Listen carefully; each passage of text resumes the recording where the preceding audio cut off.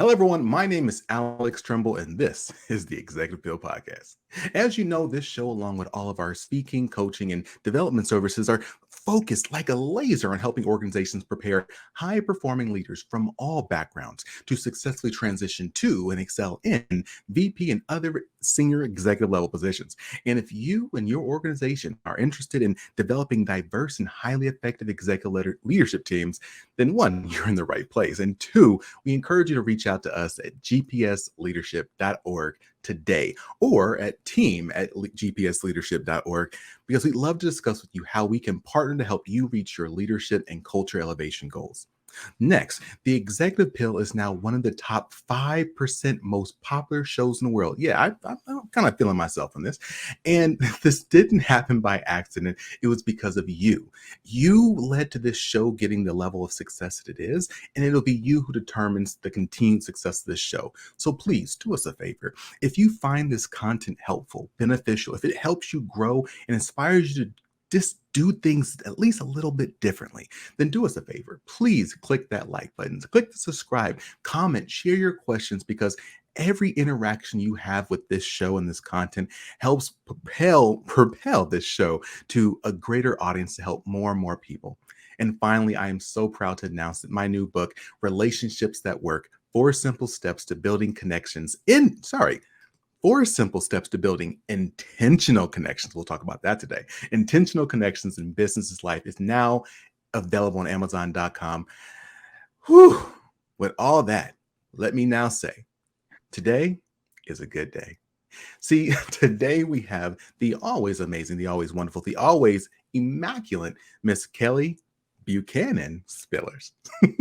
See, Kelly spearheads a global team of talented marketing professionals dedicated to reimagining the customer experience by infusing human connections into every interaction. I love it. She has led integrated marketing planning, global and field marketing, business development, branding initiatives. The woman can do and has done almost everything.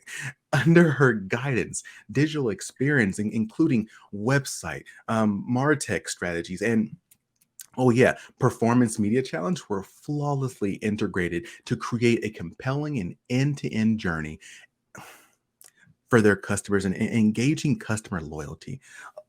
Prior to her role at Infor, Kelly served as the vice president of digital marketing for L'Oreal USA. And I'll just say really quick, no, I'm going to say it when she gets on because I've been waiting to say this all day.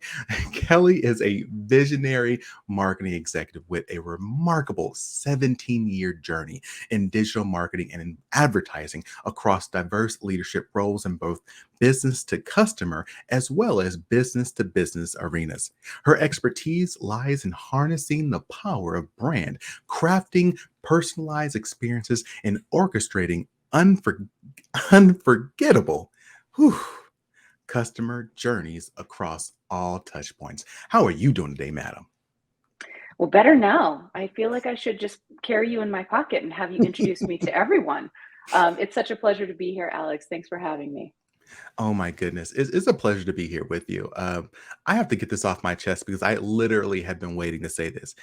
Every time I thought about you, the first thing I thought about was L'Oreal kids. Because, like back in the day, the commercials. Oh, wow. That joke or that comment is for a very specific generation. And I can smell the Tutti Frutti shampoo, as you say that. So yeah, L'Oreal kids, that's a good one. It's a throwback, and hopefully you make people Google that one.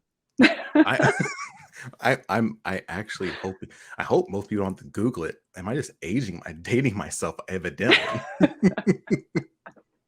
So look, let's kick this off. How are you doing today, madam? Today is a good day. I'm not sure when this will air, but it's September here in New York. Someone flipped the switch on the weather. It is officially fall now. There's a 6 in the front of the Fahrenheit number, and it's raining cats and dogs, but it's good here. I always feel like the year is almost over as soon as August is over. You get into this absolute sprint of personal events and Fashion Week happening in New York, and all of these, networking events that were once no longer because of COVID are all starting to come back. Mm-hmm. So it's a good day here in New York. You talk about that six, and the first thing that pops to my mind is, so everyone who's been following the show, who's on LinkedIn and YouTube, you'll know that I have a new baby. I got a baby boy. At this point, he is now 1 month, no, 2 months old. I don't want him to sit up here and slap me for that. Congratulations. Thank Oof. you. This is all adrenaline because I am tired. Just let you know. This is- And you're brave and you're still doing it anyway. So that's commendable. Thank you so much, madam. Yeah. And my wife's mother just arrived in the country to help for a few months, and so she just Mhm. literally arrived this past Wednesday from Myanmar. Long, long, long trip, Southeast Oh, Asia, wow. and she is cold. It is. It was like it was like 69, and she's like cold. Um, and it reminded me of like how contextual life is. Like, I'm from California, but I spent a lot of time in Iowa. So that was really cold. So like when people are like, oh, this cold, that's a lot of snow. And I'm like, nah, not really. So like life is very contextual. And so you make that makes me all think about you. In an interview you were once in, um, you talked about how important it was that you develop your mental toughness, right? And Mm. and mental toughness is important, but just like the weather and how some people are cold, some people are hot, is that different from than everyone? Does everyone have a different level of mental toughness, and does everyone have a different capacity for mental toughness? I'd love just going to kick us off there if that's okay. Wow, kicking it off really easily, going from weather to mental toughness. No, it's yeah, everyone's situation is very different. I'm someone who it's very difficult to offend me. And I think that's because I just come from a very diverse background, both like ethnically and my experiences are extremely diverse, and I can see things from multiple angles. And even though I might not and by the way I'm describing this makes it sound like I'm perfect. Obviously, I'm not. But what it is once you've had a diverse set of experiences, you can see why the culture of people help them see different perspectives or sides. You know, you mentioned your mother-in-law that's here from Myanmar, and I spent 2 years living in Singapore. And yes, when it was below 80 degrees, I felt like I needed a windbreaker. So I fully understand that acclimatization that you're experiencing with your mother-in-law. But living in Singapore and having exposure to one of the most diverse Asian cities in the globe really Mhm. helped me understand how business was executed in a completely different way. I was grateful that living in Singapore, I was working at Sapient Nitro at the time, and managing the Unilever business for Sapient Nitro, which allowed me to travel to multiple different countries all over Southeast Asia. And by the way, my mom's from the Philippines, so it made me Ah, able to be close to them and see them as often as I could. But traveling to all these different countries in Southeast Asia, it is a very different way of doing business in every single country. And it made me understand, one, how American I was. My colleagues let me know that mhm. all the time. Yeah, And I didn't know what that meant until I saw it in my work ethic. Like I was happy to be the one that was there first in the morning and there last at night, when they all valued, going out to hang out with their friends after work at yeah, 5:30, and they just wanted to do other things with their life. But me, as a top rising American, I wanted to be like optically the first person there and the last person to yeah, leave. Um, in Japan, I saw that a lot of the decisions were made going all the way up the chain, and then they come all the way back down the chain before an actual final decision is made. So I think mental toughness is definitely a function of the context that you're coming from. I mhm, think it's a function of the diversity of the experiences that you've had. And it's certainly not tolerance. It is understanding. I think mental toughness is you also understanding how much you can bear. There are many times in my career that I've just said, you know what, I'm not in the right place, or this is not the right project for me, or I'm not mentally here enough to yeah, give everything that I can, and I want to be the best wherever I can be. And you do have to make the decision to exit sometimes. So mental toughness is sometimes also understanding where you don't have heart for something, yeah. and yeah, it comes in many different forms. I love you said so much. Okay, so I love everything, first of all. And the first thing I want to talk about is I did underscore earlier intentionality, the importance of being intentional. And it sounds Yeah. like there is benefit to being intentional with exposing yourself to different people, different circumstances, different environments. So maybe that does contribute to your level of mental toughness, and just your level of just your ability to work and get things done, right? Mm, right, right. Yeah, I would say one of the things that really excelled my career and frankly changed my life was going to L'Oreal. The quality of people and talent. I mean, everyone at L'Oreal is amazing. They're all really, really great at their jobs. And because everyone there is extremely competitive, and if you're a naturally competitive person, you become even more competitive, which is Yeah. a good thing. That's why they're number one in the market. That's why they're very hard to get hired into. That's why it's very difficult to kind of break through in the Mhm. talent pool at L'Oreal. But even beyond going to L'Oreal and seeing what it's like to compete with some of the best people in the world for that next position or for that number one position for a brand, Yeah. was frankly going to get my MBA. I chose to go to the executive program at NYU Stern. I chose at a very strange time. Well, not a strange time. There was no way to know it was strange, but it was January 2020. Some things happened that year. What? But what I got, but what did change was the people I got exposed to. Those two decisions in my life were some of the most excelling and propelling that have ever happened to me. Mhm. Those professors that I have exposure to, changed some of the decisions that I made on jobs I wanted to take or didn't take and reasons why, or the people that I met in my cohort and also within the other like ERGs that I was in, or I shouldn't say ERGs, we're all students, but student resource groups that we're all in are friends of mine now that I call for advice. And they all have multiple years of experience either ahead of me or alongside me, but in a different industry. Those two decisions alone significantly changed the trajectory of my life, and specifically my career decisions. And they exposed me to people that I would never have dreamed of being able to call my friends and my mentors. So, yeah, you have to have very intentional plans for what you want in any individual decisions. Otherwise, you're just kind of subjecting yourself to random chaos. If I can share a quick story of my own, because I loved Yeah. yours. So mine will be much more brief. So I was born, and on that day, I joking. I'm not going to. when when I was an undergrad, I was a counseling major. So I double majored psychology and sociology. My plan was to be a high school counselor.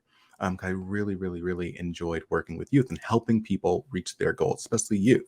Um, and there was a guy who I met who I've known for a while. We played football together, and then he was like, "Hey, Alex, you should consider industrial and organizational psychology." And I'm like, I have no idea what that is. And he's like, it's basically a counselor, but for like businesses. Like you'll help businesses. Yeah. And you'll make more money. And I was like, huh, let me look into this. And I'll tell you, I had never heard of that term. And it wasn't Mhm. for me talking to him and him bringing that idea to me, which now put my career, my complete life on a different trajectory. Um, Yeah. I share that story to underline the importance of being around phenomenal people. You just talked about like just being around other interesting, phenomenal people opens your world to ideas that maybe you never even thought about because you realize, you know, I don't know what I don't know. And just being around interesting people feeds more of that into you, right? 100%. I think that, there's all these tropes around networking, especially, in lines of business, but it's real and it works. And, being around, to your point, people that not only inspire you, but are smarter than you, are equally as Mm, capable as you are, but have had some sort of stroke of luck or break. You have to be around those people to understand how they function and to frankly just mimic them until you can figure out how to do it yourself. And then one day I saw people turn around and ask me some of the same questions that I used to ask my mentors, and I thought to myself, "Oh, something has shifted. Something Ah. in this chemistry has changed such that people are observing me as as the successful person, but I'm still, looking up to my mentors as Mhm. asking them questions for how to become more like them." And so the daisy chain continues. But networking is a very real thing. It takes a lot of hard work, very intentional work, and you can't network the same level with everyone. Like you have to really choose which relationships you're going to invest in and be consistent, because the worst thing that could happen to you when you're networking is that people know you as the person who only calls when they need something. Hopefully, you're also giving them something back of value in that relationship. So, I should have just co-authored that my last book with you, the relationships that work, because everything you're talking about, we talk about in the book and how to do it. Like again, I promise everyone, I didn't pay her to say this. Where do I send the check? What's called, and I want to follow up on that and just say, look, you're in NYC. Mhm. Yet that place is popping. And I'm in the DC area. And I'll tell you, I'm assuming that NYC is, sorry, New York City is similar to DC in this respect. If you come to DC and worked in DC, you will Mhm. either I feel like you will either be motivated to just kill it, smash, just do really well, or you can be deterred because, oh my God, everyone is so amazing. Why am I not as amazing? I must not, my life must be horrible because all these people are so much better than I. And so some people think about networking oh my God, they say to be around the best people, but doesn't it make me feel crappy because I see everyone else being great and I'm like, I'm not there. Mm, mm. Yeah, I hear you. New York is certainly a city that runs on 11, like on a scale of 10, it runs on 11. But that 11, you can dip in and out of that 11 as often as you want. And I think one of the things that's exacerbated the feeling that you're describing, frankly, is social media. And Mm, it's very easy to feel like you live in New York City or you live in DC or you live on an 11 anytime you pick up your phone and you look at social media yeah. and you start to compare yourself to all the things that are going on in other people's lives compared to yours. I got some fantastic advice from someone that I met at Cannes earlier this year, which is effectively like the marketing Olympics. You go to the Cannes Creative Festival of Creativity to see all of the amazing, glorious work that's put on display, the best of the year.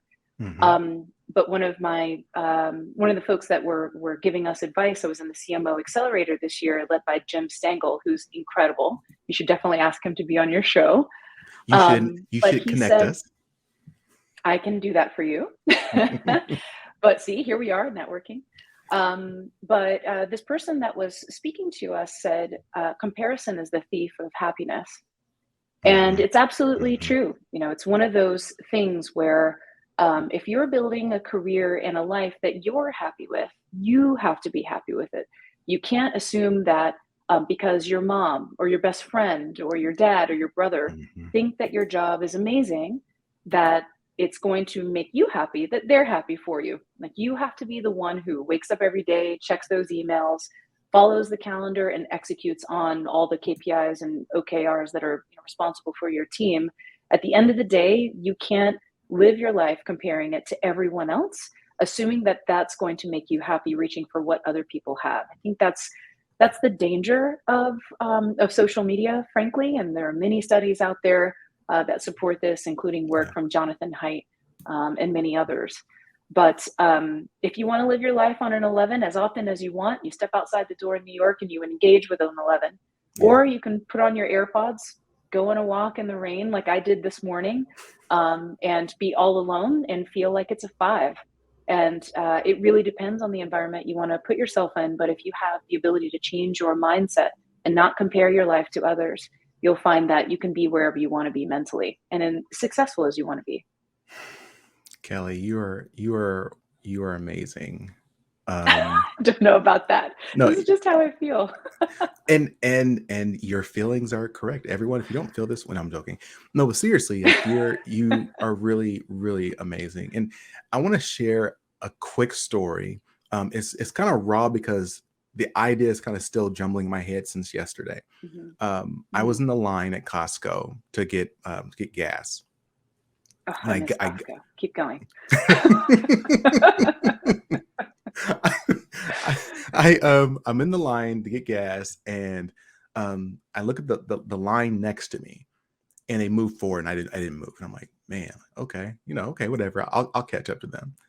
And then their line moves forward again. I'm like, dude, like, what the freak? Yeah, I picked the wrong line. Man, I can't believe I'm always Mm. picking the wrong line.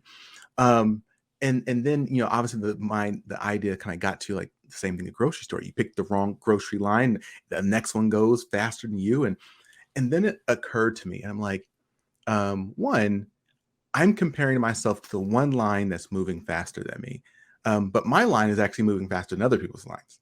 And I'm like, I didn't even think about that. And then the next thing was like, so what? Like, their line moves faster than mine. It doesn't impact my goal at all. I'm like, okay, sure, I'll get gas 3 minutes later, but it doesn't impact my life. But I'm still having that comparison because I see someone Mm. else moving faster. And like, how crazy is that our minds move so quickly to comparison? And the last thing I'll say is, this is one thing I talk to my coaching clients a lot about, is that I remind them that, for high performers, that it's not their goals that generally provide them stress.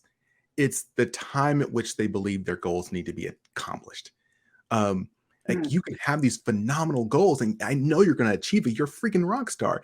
But why are you beating yourself up because you didn't achieve it in 6 months? Like, it's crazy. Like, it's like, just any reactions I just put out there.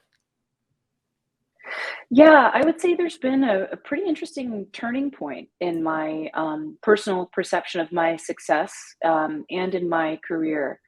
Um, I'll say that going through the executive MBA experience while in COVID made me realize I was capable of a lot more than I was pushing myself to do. But I Mm, also simultaneously realized I don't have to choose a life of that great of an intensity. Like, my friends who've known me for a really long time have always known me to be constantly trying to elevate and do something more, do something different, do a lot, all simultaneously. And more recently, they've noticed that, and this is an intentional choice I've made yeah. to not do as much, to frankly add um, more interactions in my life that are feeding my soul Hmm. more than they are feeding my potential career trajectory. And I think that's a function of having achieved enough Hmm. that I don't, and I'm not talking financially, I'm really just talking about like personal satisfaction. Hmm.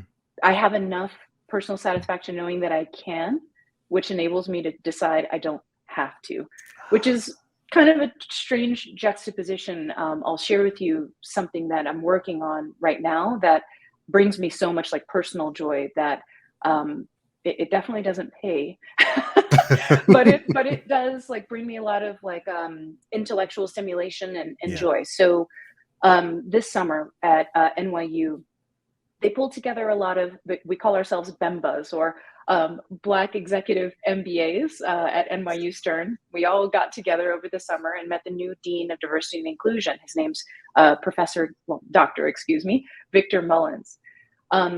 But I met him and I had this strange idea. I said, you know what? One of these days I want to be a professor. Like, when I'm all done working, Hmm. hopefully one day I'm done working, I want to, come back to NYU and give back. How do I become an adjunct professor? And he said, well, I can do that for you. Just similar how you were asking me about Jim Stengel. He said, well, I can do that for you. And he put me in touch with the head of the undergrad business department. And now I'm training to become an adjunct professor. And I'm sitting in on classes at NYU Stern, talking to senior students who are getting ready to graduate, teaching them Hmm. professional responsibility and social impact. And the conversations that we've been having in that class about this generation that's getting ready to graduate and their relationship to work are staggering. Hmm. And just hearing about what they care about, how they want to continue to carry their what they call real life into their work life, that is going to change the workplace tremendously in the next 3 to 5 years. And I wouldn't have had the exposure to these Yeah. students if it wasn't for me asking that question of curiosity to Dr. Victor Mullins, that experience, this experience I'm having right now, is making me whole. Like I truly feel complete having this experience. And it's one of those things that I'm doing because I want to, not because I have to. And it's equally as valuable to me personally as it is having a very successful career. And this is a place where I'm volunteering my time until I'm paid. So it's been a real big shift for me, frankly, in the last like 3 to 5 years, Mm-hmm. in deciding that I can do as much as I want, and I'm only going to choose now to do the things I want to do, including teach one day. So I just want to I can say, I can feel your energy in these exhales, and I'm with you. I had a friend, literally yesterday. He called me. He's like, "Hey, look, I have this great idea. We're going to develop these new systems." So my organization, GPS Leadership Solutions, does a lot of does coaching and training, specifically for individuals who are moving up to that executive level ranks. That's where we focus. Um, and he was like, "Look, I got an idea that we can make a lot of money with HR systems." And he was like, "You can do this and this and this and this." I said, "Dude, like, I'll be honest with you, man. Like, I'm just not interested." For me, what I have learned and come to be okay with is, what I really want is to make enough money that I don't have to think about money. I always tell people that is enough money that I don't have to think about money. And Mhm. then I want to have enough freedom and space to be with my wife and my kids. Like Mm. that's what's important. I don't need to be the multi-millionaire business mogul. I want to be Yeah. very comfortable, yes. But like I realize what's really important to me. And there's a way to get there, just being innovative and strategic and running my own business. But I'm with you. Like, I think there are, now here, I want to put this out there. I think there's definitely a change in how the younger generation is thinking about work and life. And I like to use the work life balance thing, but work and life. Um, Mhm. and at the same time, there's a good amount of research showing that younger generation has not been investing as much, right? And thinking about their Yes. future in that respect. And there's a lot of factors and variables. Yes, it is extremely expensive to live, like that, and compensation Yeah. hasn't kept up, and so on and so forth. Um, but I would just say, like, you should think. I think I'm assuming you're doing this. You're thinking about, this is the life I want to live. And then how do I do that while also having the financial backing to live that life? Like, just being intentional about thinking through that versus saying, I got to pick one or the other. Yeah, absolutely. I believe in an integrated life. I think that I'm lucky in that I love working. So when people work with me, they get a level of like intensity and directness where they're like, "Oh, like she means business," and it's true because I love working. I love marketing. Um, I love having challenges. I love leading teams. And for me, that's almost a game. So, waking up every day and playing that game is a pleasure that I'm lucky to be able to have this amazing life that I've created. But I also think there is a big distinction, kind of going back to what we talked about, the distinctions in cultures and the way businesses make decisions based on their cultural context. Americans love to work hard. That's what's been kind of ingrained in us. And I think that belief is slowly beginning to change, and that you have to work, these crazy hours every week in order to become successful. I think what's happening with this younger generation that's coming out of college now is they're realizing that there's a way to work smarter and not as Mhm. hard, earn enough. To your point, they don't have to have it all. They earn enough to lead that life that they want. And that life might not require, luxury goods. It might not require the fanciest things, but it will require them to have enough money to go have experiences with their friends and loved ones, enough money to eat out at the places where they would consider that even an experience. And enough is a newly defined amount for this generation that's kind of redefining the way that we work. And I think we're all learning a lot from them through the pandemic.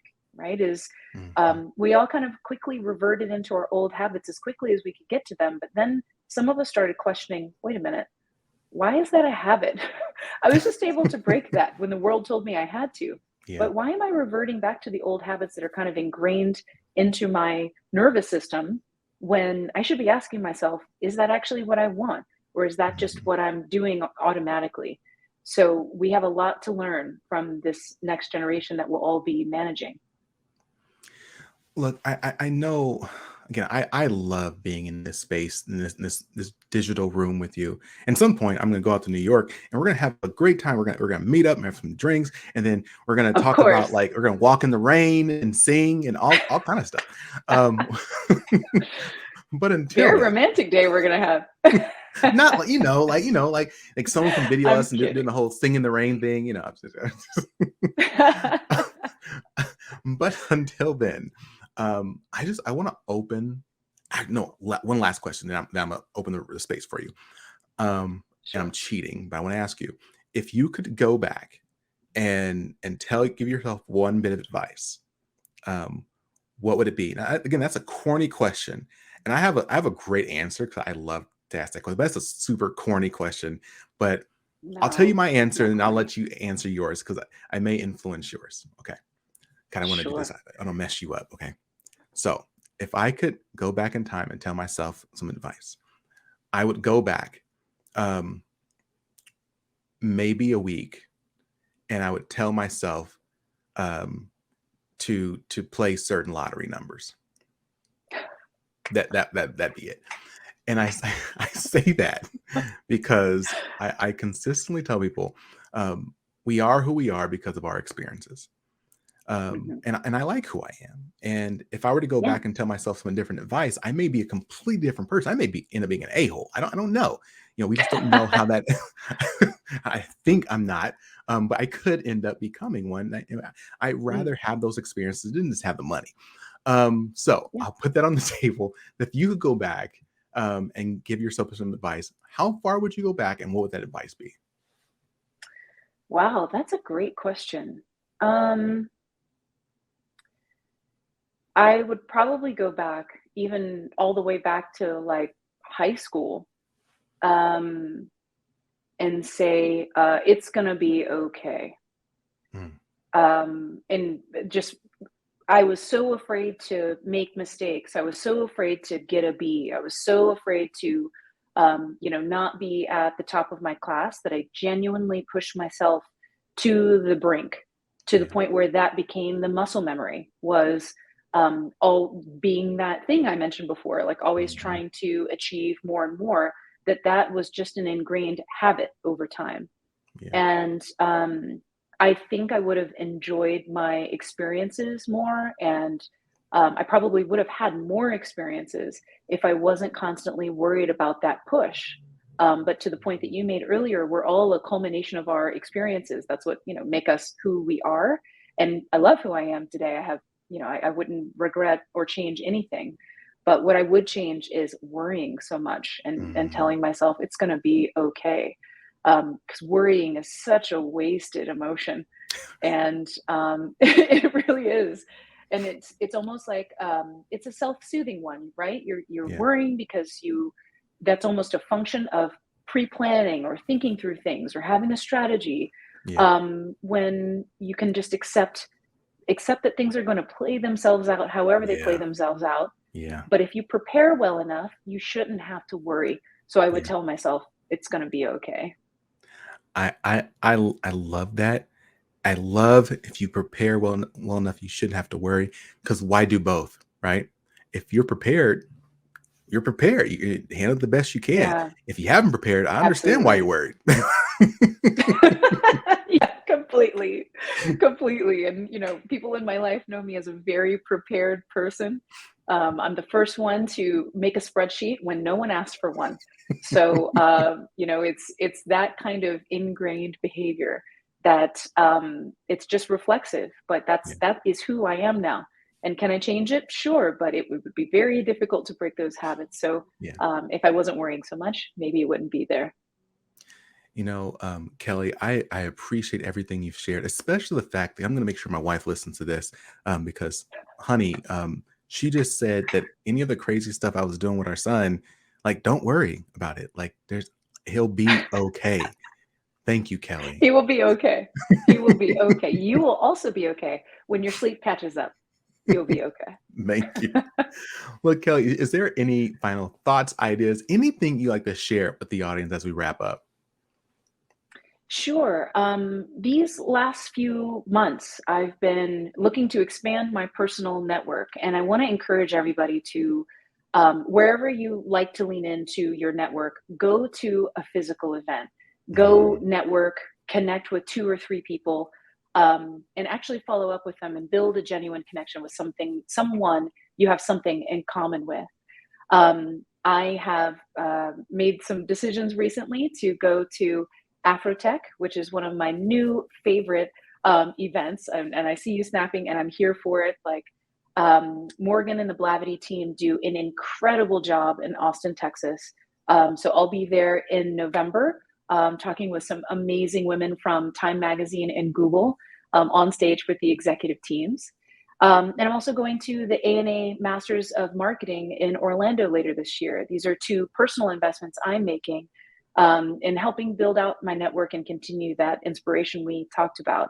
But that would be my call to action for everyone: is don't take for granted what we lost in 2020. Get back out there, meet people in person.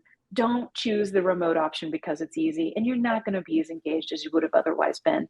Go in person, make the connections, make the investment, both in yourself and, in your career. And you never know, you might bring some friends out of it. But that would be my only advice. Kelly, I love it. I love it. And I want to make underscore a word you said: personal investment. She's making a personal investment on her future and herself. So many people are like, well, I want to grow, but my manager just they're not developing me, or the company's not developing me. It would be, yes, Yes. it's absolutely wonderful when the company does, the manager does, and so on and so forth. And again, that's what we work with. But if they don't, what are you going to do? Just sit there? Nah, like, do it, do it, do it. Look, we're gonna make a dance out of this. Do the Kelly. Dun dun dun dun dun. Like, Oh, God. so You got me in trouble now. I can feel a meme coming. I can feel a meme coming. No, but it's true. I maybe I'll give one more just personal anecdote. please. I started going to South by Southwest in, I feel like maybe the first one I went to was in 2008 or 2009, and have been trying to go to an annual conference as often as I could ever since, but personally funded. Mhm. And I say that that was like my personal trick, in my earlier part of my career, maybe even sooner than that. I can't remember. But what I did was I paid for the conference myself, but asked my company for the time off, right? Like, don't Yeah. count this time that I'm at this conference, investing in myself as vacation. And it was kind of a compromise until companies began to pay and sponsor for going to conferences. But it's that kind of meeting in the middle where it doesn't have to be all on the company to invest in you, Mm, because those kinds of things are going away slowly. As sad as it makes me to say that, yeah. it's true. Companies are slowly kind of cutting out, all of these fringe benefits because there's just less pie to go around, right now, although other people might disagree with that. So if there is an opportunity for you to invest in yourself, do that. Then ask your company to meet you in the middle. Don't count those days away as vacation, but also Mhm. don't go to the conference and be on your laptop working the whole time. That's also the opposite of what you're intending to Mhm. do. And Just a and tidbit. and don't go to the conference and stay on social media the entire time. Like, be Yes. engaged. Yes. Ask a question. Listen to the Yes. speakers. Get your money's worth. Look, everyone, if you believe what she is saying has value, one, I'm gonna just tell everyone you need to read the book Relationships That Work. It'll teach you how to do all these strategies and much more. But two, don't let this advice stay with you. Just stay with you. If you found value of it, if you found that it brought a new idea or thought, or it's going to motivate you to do something different in your life, then then don't keep it to yourself, and bring someone else to the table. Or more importantly, bring the content to them, share it, click it. Again, we always tell people, don't just look back, reach back. Don't just look back and say that person over there should have been here. They would have benefited. Don't do that. Reach back, bring them to the table, bring the content to them so they can grow as well. Um, Madam, you are one of those. magnificent people I've ever had the honor of meeting. And just thank you so much for being here today. Alex, it was my pleasure, genuinely. You're a natural, and I'm so happy to have spent some time with you and with your audience. So thank you so much for giving me this platform. Thank you. Ma'am. Everyone, you know where I'm going with this. I encourage you all, stay strong, stay positive, and definitely stay moving. See ya.